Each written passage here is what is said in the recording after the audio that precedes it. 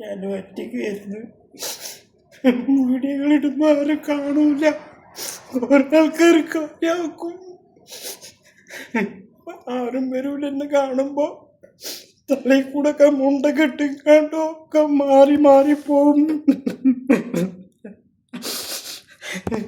ഞാൻ രാത്രി 12 മണിക്ക് 1 മണിക്ക് നീച്ച് നിറവെച്ചിങ്ങാണ്ട് നിൽക്കുമ്പോ ഞാന് ഓരോരുത്ത് കാണും, പിന്നെ നോക്കും.